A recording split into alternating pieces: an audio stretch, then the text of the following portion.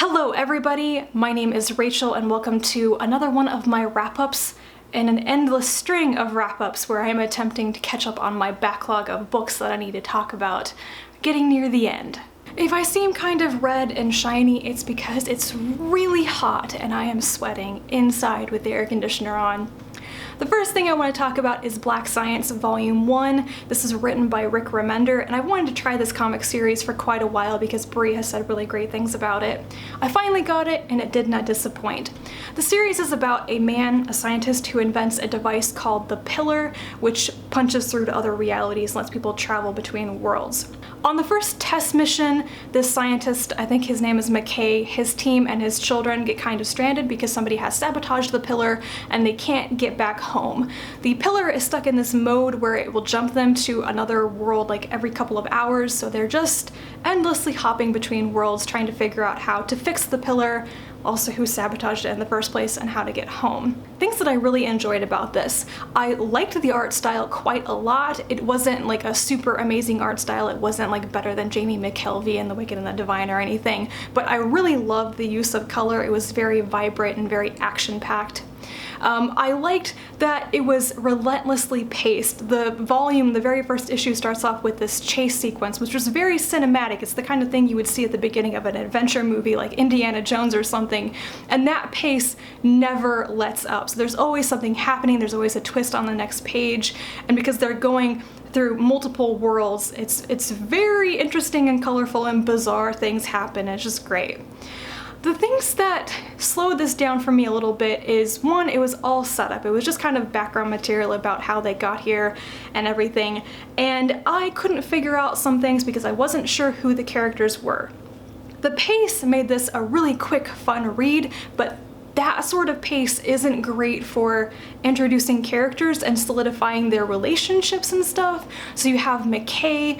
I thought his wife was on the team, but apparently that's not his wife, that's his lover, and he's been cheating on his wife, and I didn't understand who the kids were until I realized they were his kids, and there's some other people there. I was just confused. So basically, I enjoyed it, but I want to reserve judgment on whether I will like the series overall until I have read the second volume when we're past some of that setup. Next up is a middle grade novel called The Lost Kingdom of Bomar by Gail, Carson, Levine. I loved Levine as a kid. I grew up on a diet of things like Ella Enchanted, the fairy tale retelling books, and of course, The Two Princesses of Bomar. Since I remembered The Two Princesses of Bomar being one of my favorite books by Levine, when I saw the title of this new book, I decided to check it out. So the setup of the Lost Kingdom of Bomar is that there are two peoples, the Lochti and the Bomar. The Lochti have invaded the Bomar kingdom and subjugated them. The Lochti are like the warrior race who value bravery and strength and being a soldier. They're basically the Spartans in the story. The Lochti have made the Bomar second-class citizens. They have basically become the peasant serfs with no rights, and they have a king of their own who has zero power. The story setup begins when a Lochti noblewoman punishes a Bomar couple for an infraction by taking away their two children. She adopts their infant daughter Peregrine as her own and passes her off as a Lochti child who had been orphaned, and she takes Peregrine's older sister Annette as a servant who will be Peregrine's maid. Peregrine is raised as a model Lochti child, and she has no idea that she is actually Bomar and that Annette is her sister. Until one day, when she's about 15, a fairy appears and breaks it to her that she is actually Bomar, and this upends everything she thought she knew about her family, about the Lochti, about the Bomar, about the world she lives in. Then this is where things go into slightly stereotypical, well-worn territory. Peregrine, of course, becomes the leader of a Bomar rebellion to shake off Lochti control and get their kingdom back. I am a little bit jaded about this type of story because it's kind of like the very plot of so many middle grade and young adult novels, especially in the dystopia genre that have come out in recent years. The whole end of the story was nothing new, and I can only say that the best thing about it probably is that Levine didn't turn it into a trilogy. Perhaps I am demanding too much from the story, which is intended for children, not for adults, but given the very dark subject matter and some of the things that come up, I did not expect this story to seem so simple and straightforward. Nevertheless, like I said, it's not a bad book. I am just struggling to reconcile my expectations as an adult reader with what the book actually offers. So, I don't know, this is one that I'd be interested in knowing what other people think about it, people who have perhaps read more middle grade or children's fiction than I have as an adult, and how this comes across to you. I was very curious while reading it how my younger self would have perceived the story and the subject matter. Would it have seemed so heavy-handed to me when I was a kid?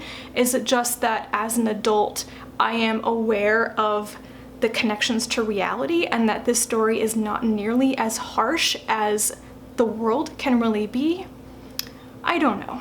Next is The Sixth Extinction by Elizabeth Kolbert. This is a nonfiction work presenting evidence that we are in the beginning or in the midst of a sixth great extinction event of life on Earth, this time caused by humans. The first thing is that I did not pick up this book to be convinced of Kolbert's argument. I've been aware of this idea of the sixth extinction for a number of years. I do pretty much believe in it, so I didn't read this book to be convinced by this argument. I read it for the evidence and the examples, just so you know where I'm coming from. A lot of people are probably familiar with the previous 5 big extinction events, things like the dying off of the dinosaurs. They are like bottlenecks in life on Earth when like 90% or more of the species on the planet were wiped out by various things. And the idea that Kolbert is talking about here is that we are seeing evidence that the rate of species extinction has skyrocketed beyond the natural average, and a lot of that is tied to human activity. Each chapter explores a single species of animal or plant that is endangered or extinct because of human activity, and I really admired Kolbert for taking all of these pieces and weaving them together into a really convincing argument, this kind of tapestry of what is happening now and what it looks like for the future. It was just excellently done. The one thing from this book that really hit me in the gut was a surprising one to me, and that is white nose syndrome and North American bat colonies. This chapter like almost moved me to tears, and I'm not really sure why, except that I think this is one really concrete example for me of the massive scale and the speed at which these events happen, because I remember when white nose syndrome was first discovered and announced back around 2006 or 2007, when I was like 16 years old. I remember when cave systems in my state were shut to the public to, try to stop the spread of white nose syndrome. It's just, this has happened within my awareness in less than 10 years. And there are things like this everywhere that are happening with this scale and with this speed. It was just like terrifying and like destroyed my emotions. I don't know. This book was great. I highly recommend it if you think the subject matter sounds interesting. It is clearly and effectively presented. The only thing I would say going into it is that at this point the book is a couple of years old, and if you've been following any of this stuff in the news recently, you may notice that some of her information is a little bit out of date and usually in depressing ways. For example, the predictions she shares about the fate of the Great Barrier Reef are a lot more optimistic than they are now as of 2017. This next book is one of the most delightful, cheerful, and inspirational books I've read in a long time. It is Women in Science, 50 Fearless Pioneers Who Changed the World, written and illustrated by Rachel Ignotofsky. It is very heavily illustrated with this kind of whimsical style, which I think I've said is not a style I usually like, but it is perfect here. I really loved the use of primary colors. It's just great. And it really is just 50 short bios of these women, where and when they were born, their education, and their major contributions to science.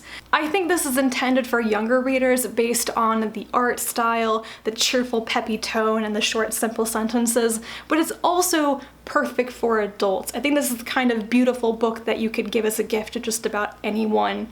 The sad thing is that Even though I have read quite a few books about science and I'm on the lookout for the names of women, I only knew about a handful of the women in this, maybe 40 of them I had never heard about before, and that made me really sad. However, this is an excellent inspirational jumping off point to go find out more about these women. The thing I would have liked more from this is a longer resources bibliography section if you want to know more, which I think is something that a lot of readers will say that they want to know more. Perhaps there are more resources on the author's website. I haven't looked into that yet, but I will definitely be looking for books about some of these women. And the last book for this wrap up is Sun, Moon, Earth: The History of Solar Eclipses from Omens of Doom to Einstein and Exoplanets by Tyler Nordgren. It's a very long title for a very brief book, which succinctly briefly talks about the history of solar eclipses in human civilization. And the one thing new that I learned from this book is about the Saros cycle, which is kind of the cyclical behavior of sets of eclipses and how they're predicted. I never heard about that before. This book was mostly not new to me, and I don't ding it for that. It's a really good book for what it intends to be. Nordgren is clearly very excited and very passionate about solar eclipses. He's kind of like an eclipse hunter, like apparently many people become after they experience one. According to Nordgren, it is an experience, a sensation that cannot be captured by pictures or video. Experiencing a solar eclipse is just a magnificent thing, and I can't wait. As you probably know, I'm looking forward to the Great All-American Solar Eclipse, which is happening on August 21st. I first learned about the solar eclipse back in an astronomy class in 2009, and I've been waiting for it ever since then. It's finally going to happen. So yeah, this is also why a lot of books about solar eclipses are being published right about now, because I think this is the first eclipse in at least 38 years that is coming across a large portion of the continental United States. It may be the only eclipse that I experience in my lifetime. So I'm not going anywhere. I have to be here to experience it. Anyway, if you are looking for a brief book to introduce you to how solar eclipses work and everything, this book, Sun, Moon, Earth, is a great one. I am looking for a slightly more in-depth, meaty book on the subject, so I think I have one I'll be reading pretty soon. So yeah, this was a good book, even if it wasn't completely new to me. I'm going to wrap it up there because I need to go stand in front of a fan and cool down. It is definitely summer today. If you have read any of these books, or if you want to and you want to talk about them, please comment down below because I would love to hear from you. Thank you so much for watching, and I will talk to you again in my next video, and until then, bye.